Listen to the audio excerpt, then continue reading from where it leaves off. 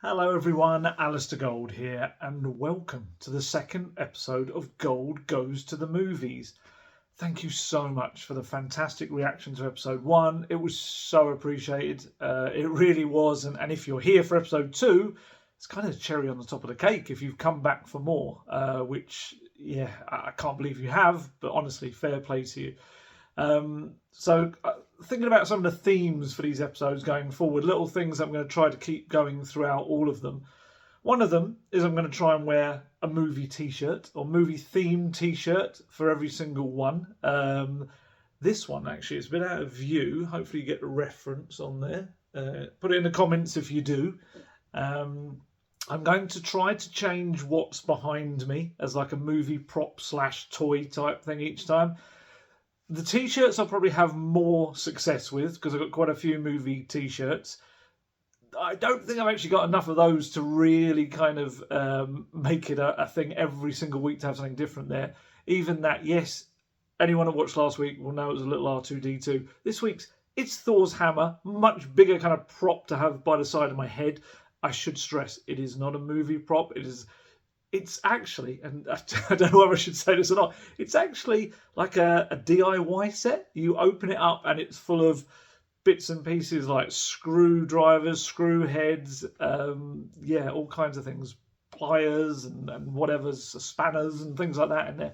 It's very cool, but I'm kind of winging it slightly and saying that it's a movie prop type thing. It is very much, something to help around the house. But yeah, just thought it looked kind of cool behind me. It doesn't really go with the movies we're discussing today or having a little chat about. To be honest, I almost this recording itself was almost very heavily delayed because anyone that watched last week will know there are certain movies that I will see on the TV, might be flipping across the channel, and I might suddenly decide, oh my goodness, I can't stop watching this film. It's like they're classics. The one I spoke about last week was Rain Man. And when I came back in from the cinema today, I popped there to watch one of the films I'm going to talk about. When I came back in, my wife, who did not want to go to the cinema with me to watch this film, which we will discuss, she was watching Working Girl. Another 1988 movie, funnily enough, from the same year as Rain Man. Working Girl is right up there with one of those movies for me that I can come into at any point in it. I absolutely love it. It is a classic 80s film and it's just got such a brilliant vibe to it. I can't remember if I mentioned this in episode 1 or not, but I am a huge Harrison Ford fan. He's, as a kid, and Indiana Jones, Han Solo, they were my kind of go-to characters along with Superman and Harrison Ford. Yes, for me, I was just obsessed with every film he did, and Working Girl for me was just one of this. He wasn't even a star; he was like a supporting role, and I just honestly, really nice turn. And the irony, I guess, in a way, is that Melanie Griffith, Sigourney Weaver, Joan Cusack, all brilliant in the film, absolutely fantastic, all nominated for Oscars, as was the direction of Mike Nichols. And I think Sigourney Weaver was actually nominated twice that year. I think Gorillas in the Mist, she was up for lead actress as well. There's Harrison Ford in a really nice turn. Not a single kind of nomination. I don't think for any kind of award either. I just thought it was a really light kind of touch. His like subtle comedic kind of role. He's kind of really utilising the dry wit that we know he has, and he's probably used even more since then. But so that's kind of ended up. The first review's almost been a bit of a Working Girl review. That was not meant to be the case. It was on downstairs, and I'm, the fact that I'm doing this now rather than sitting down there watching the rest of it is eating me alive a little bit inside. But that's fine. That's fine. We've got lots of films to talk about. 4 very different movies today to have a chat about. Last week we kind of went back and forth with various time periods. This week the 4 are all kind of quite recent. Some very recent. Some from last year.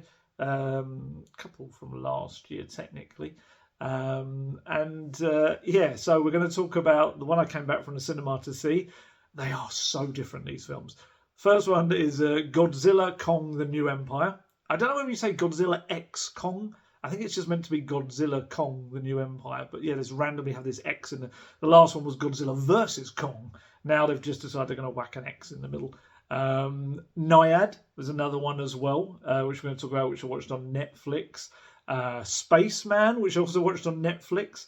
And Barbie, which I completely managed to miss last year when obviously all the fuss was going on about Barbie and Oppenheimer. I didn't get to see Barbie. And it's now on Sky here in the UK, so I've watched that. I'm going to put that at the end because it's not going to be as long a chat because let's be honest, Barbie's been out a while and everyone's discussed it to death. So I'm just going to kind of give my very quick feelings at the end of it all.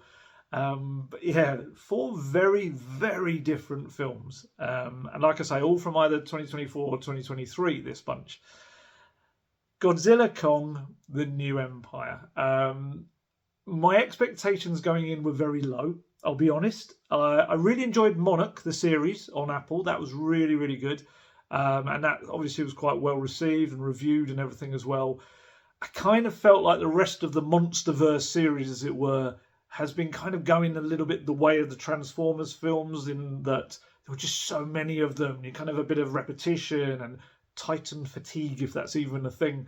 And so, yeah, and I think, as is often the case with movies especially, if you go into them expecting it to not be particularly good, you're probably going to come out having a half-decent time because your expectations are so low that anything above that bar is actually, that's actually, a fun couple of hours.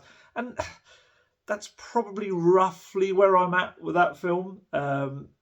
It's brainless popcorn film. I mean, look, if you're going in there kind of wanting to see famous buildings and locations like destroyed by monsters or slept in on one occasion, monster battles, monster team-ups, tag team monsters, definitely some wrestling moves in there at times. You're looking to see a cool slow-mo shot of characters walking down a doorway or a corridor, and also a slow-mo shot of monsters running alongside each other. And even a kind of a baby Kong type creature of sorts. If you're looking for all of those things, they are present in this movie. You will not be let down by that. If you're looking for, incredible acting, plot, drama, something that's Oscar worthy, you're in the wrong place. It is not that kind of film. It doesn't pretend to be that kind of film. It is popcorn chomping territory. It really is. It's just a bit of harmless, daft fun for a couple of hours or so. Although I would say in movies like this, and I always think this when I come out of them, is like, I think the people that make them want you to believe that every building that exists in every city is empty.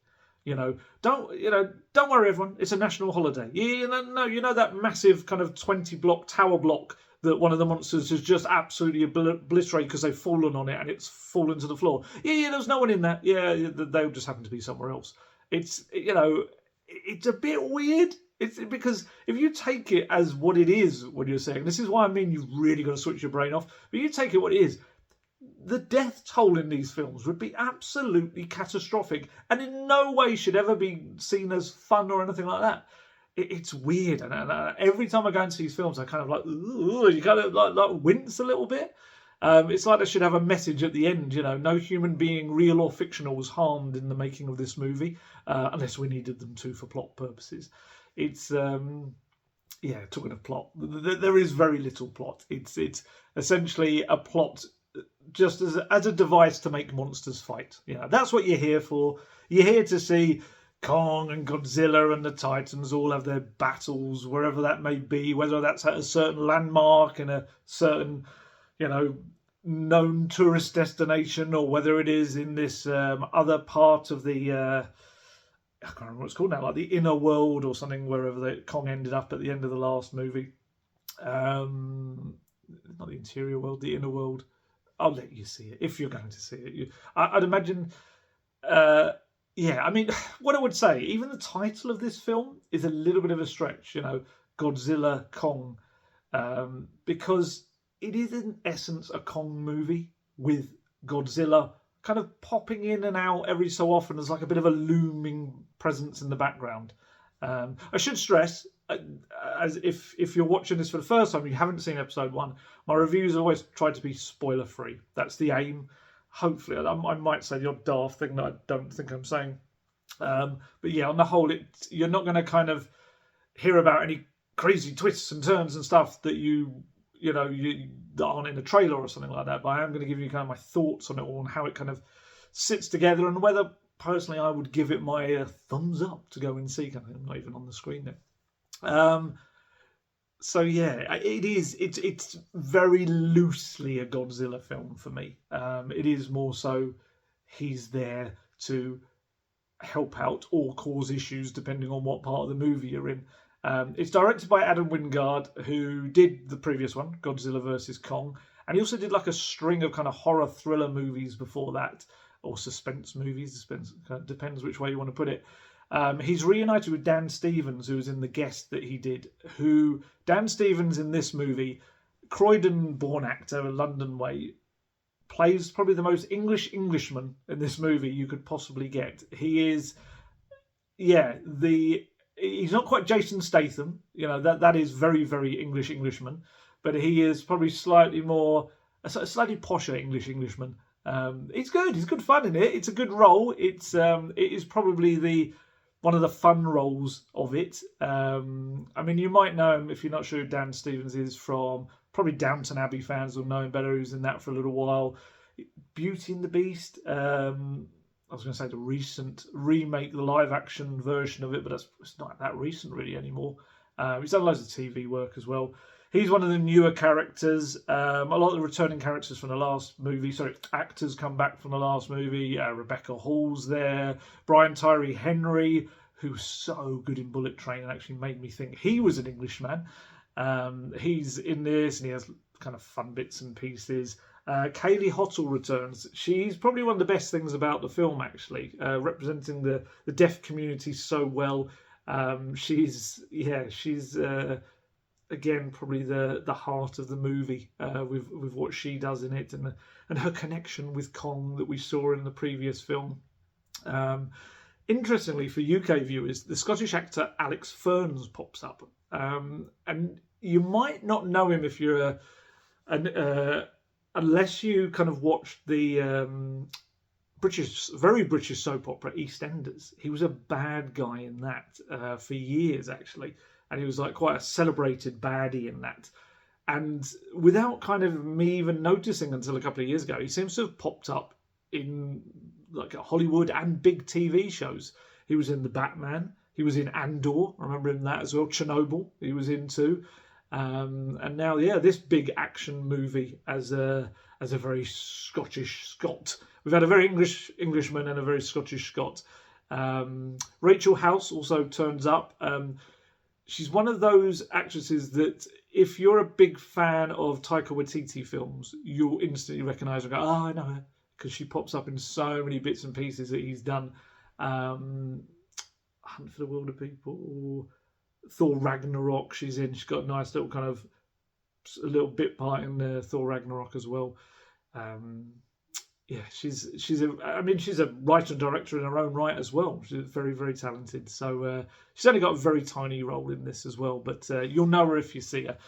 But let's be honest, all of those actors are pretty much there just to move the story. Let's just have some talking in between the bits with the monsters.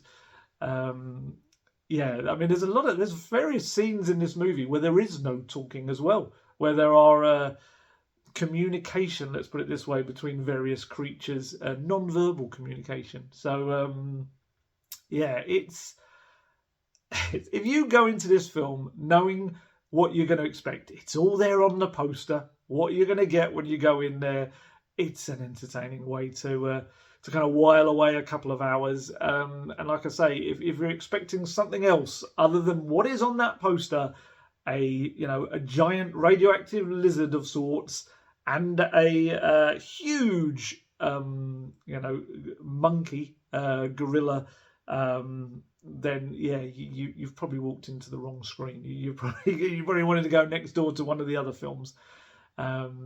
It's making major money. It's making a load of money at the box office. So if you're not a fan, I mean, maybe kind of close your eyes and then put your fingers in your ears, because it's very likely, I'd imagine, to be a third one in this kind of crossover trilogy, as it were, with Godzilla Kong, because it is sweeping up at the box office right now. Yeah, which, like, as a little side note, I should say, and I'm aware that this is an absolute travesty, that I did not see this movie, but I have seen this one. I did not see Godzilla minus one. I absolutely managed to miss it at the cinema, and I'm gutted at that. Everyone tells me how incredibly fantastic it is, and I'm gutted that I will, when I eventually see it, it will not be on the big screen unless somewhere shows it near to me. So yeah, I'm aware of how fantastic. And look, from what I've been told about Godzilla minus one, of course, this film comes nowhere near it. Um, but I will get around to seeing that. But it's look, if you've got 2 hours to spare and there's nothing else kind of on that and you see this, yeah, you'll come out of it thinking, that was funny, silly but fun. So yeah, so now we move on to a very different film, and that is Nyad, which couldn't be more different from a Godzilla Kong film. It is a multi-Oscar nominated movie, and it tells the ridiculous true story. I say ridiculous because I don't know how any human being could do it. Diana Nyad, who, having passed the age of 60, made it her mission to go back and do what she couldn't do in her late 20s, which is swim the 110-mile stretch of ocean from Cuba to Florida. And this is a stretch of ocean that contains sharks, jellyfish, and all kinds of horrendous weather and tidal patterns and everything. Just awful stretch of water. It's directed by Jimmy Chin and Elizabeth Chai Vasahaley. Again, that's going to be another theme with t-shirts and the thing behind me, that awful pronunciation of names that aren't really obvious and easy to read out. So they, as a duo, directed the documentary film Free Solo back in 2018, which you might remember. And I think that really lends itself to this, their ability to kind of not quite frame it like a documentary. I guess there's elements to it that maybe feel like that, but it is very much a dramatization. It's a movie, but they can kind of capture the journey of someone pushing themselves to the limit, and that is what comes across in this. I should state straight from the outset, this was probably my favourite. Yeah, I think it definitely actually was my favourite of the 4 movies I'm going to talk about today. It's terrific. It's a really good film. Annette Bening, Jodie Foster, both Oscar nominated, and you can see why. Annette Bening playing the title role, Diana Nyad, and Jodie Foster as her longtime best friend and probably biggest supporter in life, Bonnie Stoll. They are essentially life partners without maybe not really realising it, or always realising it anyway. Bening she plays her as quite a tough, very difficult to warm to at times character, Nyad, because I think and it is played on throughout the film, she's very aware of her own abilities. She's very aware of what she wants to do in life, and almost maybe everyone else is secondary to that. And that's kind of a key, pillar, foundation to the movie as well. And Jodie Foster brings a bit of a lighter touch to it. She is the friend who will never quit on a friend. She can see what's within her when maybe others can't.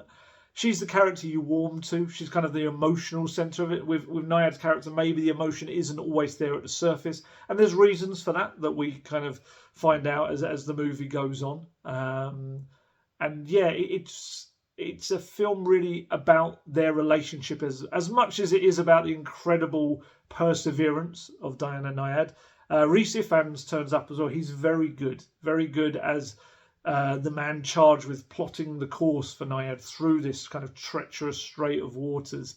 And it took days to do it. So we're not talking about, and this is the incredible thing about it, we've maybe seen sometimes people for charity do little bits of swims in the English Channel over here, or the other stretches of water where they go in, they come out. This is an unaided swim, going overnight a couple of times as well. So light, dark, through the light, through the darkness, through the light.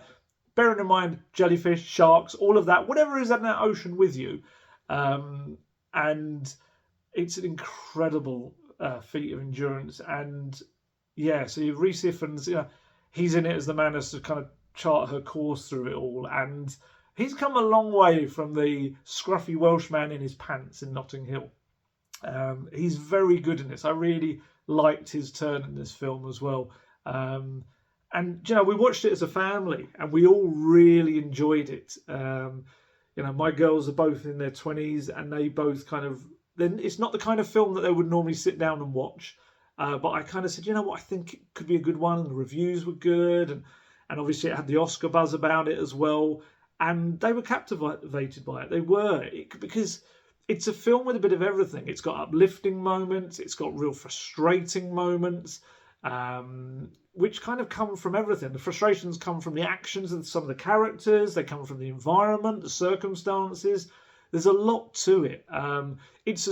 It's got a feeling, I guess, a bit of almost like a sports movie, as much as you can call kind of, I don't know whether you call that a sport. It's like endurance, isn't it, more than anything? But also one grounded very much by the central relationship between the two women. And these are two powerhouse actresses. These are two actresses, Annette Bening, Jodie Foster, who have played some of the most iconic roles in cinema that women have played. Many of them. And they bring everything you would expect to the roles, and they're absolutely rightly Oscar nominated for it as well. And I think it's testament to, I guess, the writing as well as Jodie Foster's performance. This is almost as much a movie about her character Bonnie as it is about Diana, despite her being the titular character. And such a dominant character as well. It would be very easy to make this kind of like the Nyad show and all about her, and because she's such a powerful presence, and kind of is is meant to be in life. And there's I love the fact that it feels like they mix in. They may not have even done that, I don't know, but it feels like they mix in little real life footage from the attempts to do this. It feels certainly at the end, if you stick around and watch the end credits, you'll get to see a lot of the real Diana and Bonnie as well. And I really enjoyed it. I did. Again, one that's I wish I'd kind of seen at the time, but it made for a really good. It was a Saturday night movie in the darkness, in the living room on the TV, and it worked really well as that kind of film too. It's lovely locations, obviously. Cuba and heading to Florida as well, and. It's I really recommend it. Out of all the films, I would recommend sitting down and watching it. It's interesting. Have a read about it afterwards. I did. There's lots of kind of more to it that they don't show in the film, and question marks over it as well. It's quite interesting. But take it as a movie within itself, and it's a terrific couple of hours. It really is. Very cleverly told, very powerfully told. And you'll be there through the emotions of it as well. Very good. And again, veering from one very different film to the next, another Netflix movie, and it is Spaceman. Straight from the off, this is not going to be for everyone, this film. Absolutely not. The basic plot, it's in the trailer, so I'm not giving anything away here. It's Adam Sandler in a spaceship with a giant telepathic spider. That is it. That is your main plot line of this film, in its simplest form. It's based on the science fiction novel Spaceman of Bohemia, written by Jaroslav Kalfar. And it is a strange film of very kind of contrasting emotions when you watch it. It's directed by Johan Renck, who... He's come out from directing some big TV shows like Chernobyl, we mentioned earlier, Breaking Bad, Bloodline, which I really liked, show with Carl Chandler and Ben Mendelsohn in it as well. The Walking Dead, he directed as well, Bates Motel, Vikings, done music videos 20 years ago or so with the likes of Madonna, Kylie Minogue, people like that. So there's going to be a visual element to it. It's a very strange movie in that at times I felt myself drawn in and enjoying it, and other times I felt myself thinking, oh, this is so drab.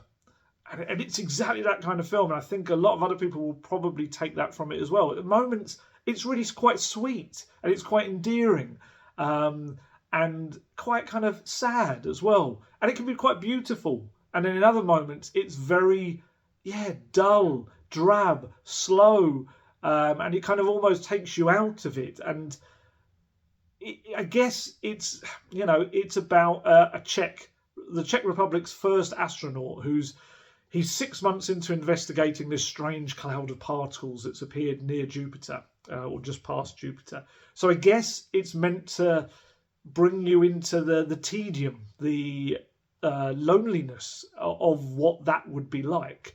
But that's not really what you want to be. You don't want to feel the tedium and slowness and drabness of it all. And it makes it a very mixed movie in that kind of those terms. I mean, I'm an Adam Sandler fan. I am. I love some of his more goofier, famous roles. Some of them not so much, but on the whole, I really do. And I actually think he's a terrific actor when he's tackling the more weighty, serious stuff. His turn, Uncut Gems. I actually get stressed just thinking about his performance in that. He is brilliant in Uncut Gems. His character in this film, he is the polar opposite of his Uncut Gems. In Uncut Gems, he's like a ball of energy, constantly moving around. You're just, like I say, it makes you stress. You're like, just slow down, just stop for a minute. Whereas in this movie, it's very slow. He's moping. He's very sad. He's left his wife behind and child to be back home on Earth, and she's not talking to him, and he's worried about what's happening with her back home, and it's all very much that's the theme of it. It's kind of obviously bordering on him being depressed and just isolated, I think, is mainly the key thing. And he's absolutely fine. I'd go as far to say it's a good performance from Adam Sandler. It is. He manages to kind of keep you with him in even the drabbest, driest moments of the movie. But you just still want it to pick up the pace. I'm not saying that you want him to kind of make silly noises or be funny, because it's not a funny movie. It's got some kind of little moments that are amusing, but it's not like slapstick kind of stuff that Adam Sandler can revert to in some of his other kind of roles. But yeah, I mean, Carey Mulligan's in it as his wife. She is always high quality. Her scenes are very good. You've got acting kind of royalty, and Isabella Rossellini's in it as well. Lena Olin, who is excellent in Hunters on Amazon. I like that series as well.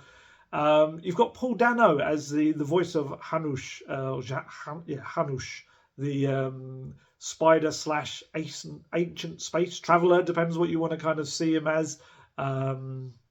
And I would say that he's probably one of the biggest things about the movie, because it sounds ridiculous, and I don't want to go into it too much, but as the voice of this telepathic spider who can kind of feel what's happening within Adam Sandler's character, I think that's where the heart is. The heart is in their moments together.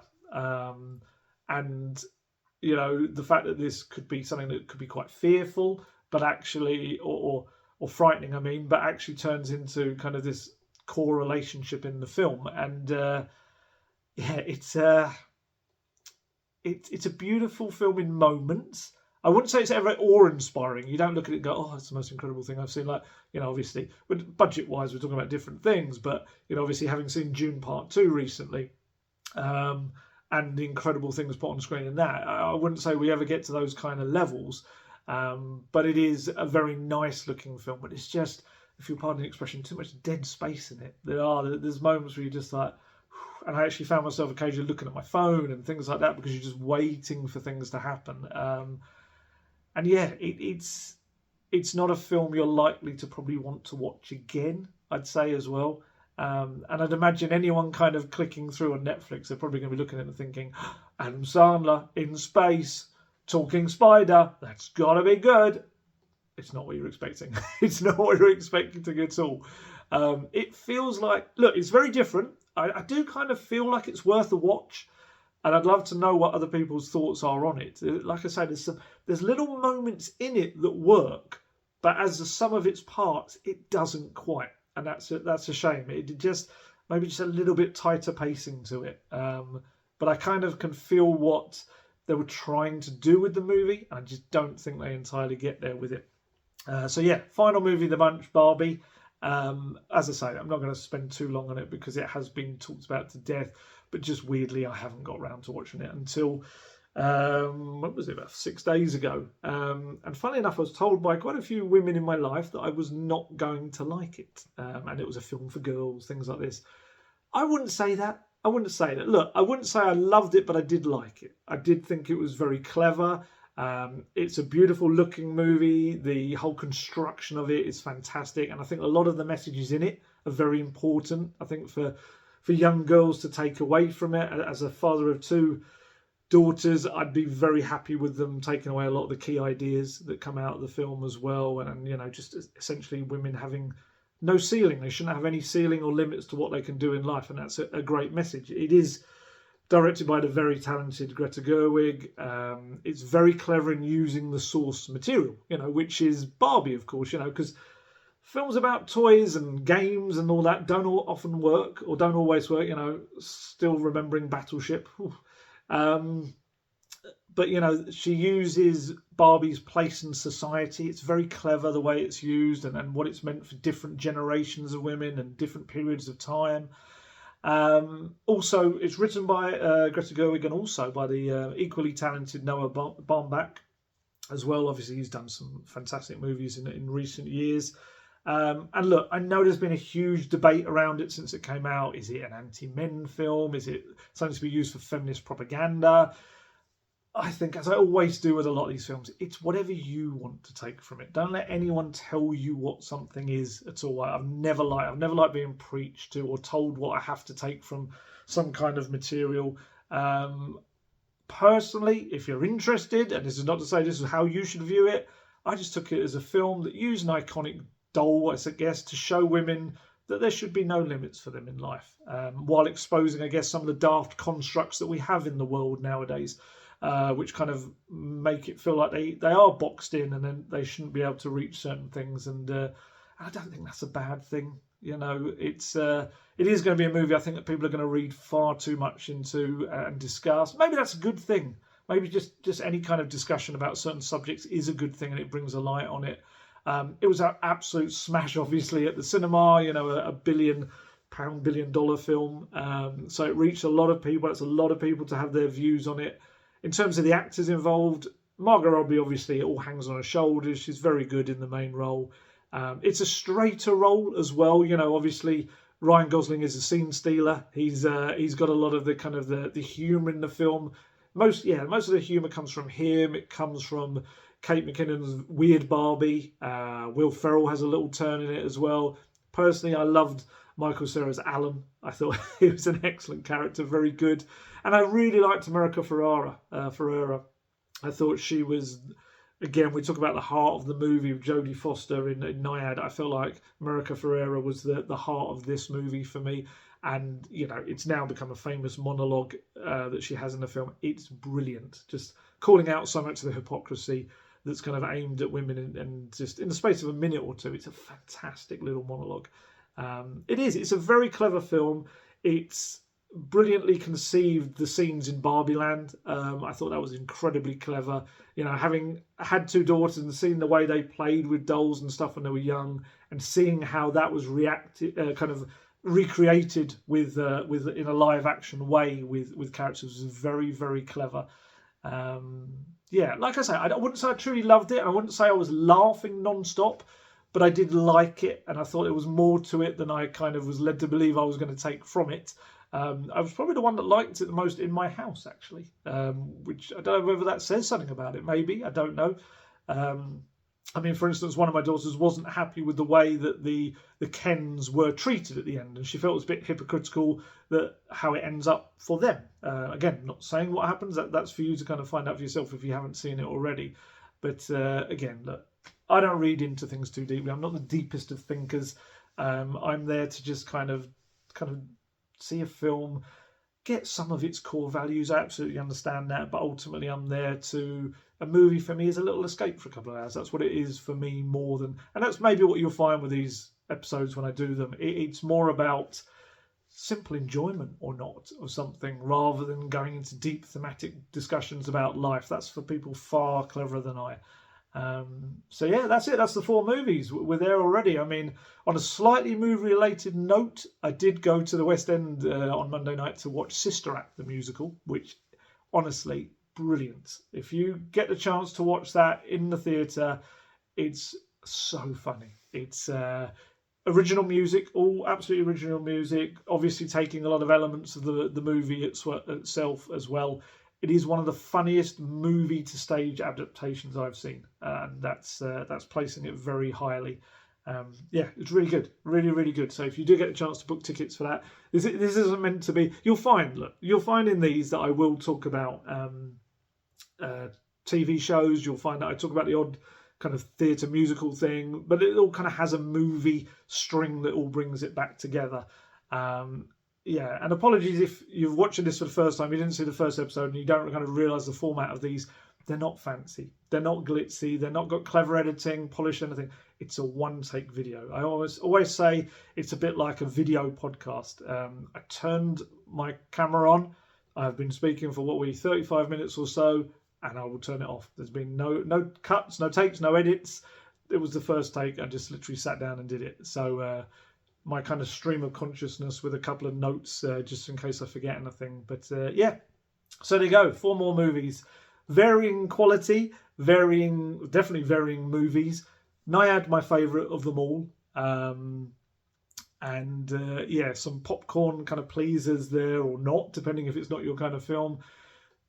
Oscar nominated ones, and one in Spaceman. I don't probably think will be up for too many awards, but it's interesting in moments. I'll give it that. But yeah, I'm as always, please discuss it below in the comments. I loved that about the last video, looking underneath and people talking about stuff. It was brilliant. So please do that again. Let me know whether you hated any of those 4 movies. Give me recommendations for anything else you want me to watch that I haven't. I'll let you know if I've already seen it. And if I haven't, I will definitely go away and watch as many as I can. I mean, next week's, I'm going to try and watch some slightly older ones. So please give me recommendations for those ones that I can watch on streaming.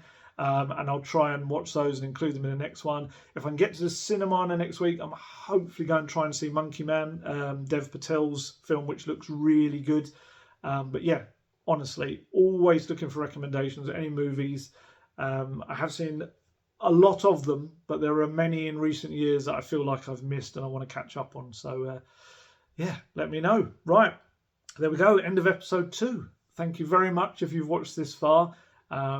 Yeah, hopefully it's given you some kind of idea of what to do with any of these movies, whether to ditch them, whether to not to bother, or whether to give them a try. Yeah, that's all we can do. So yeah, time to head off. Thanks for watching, and I'll catch you next week. Goodbye.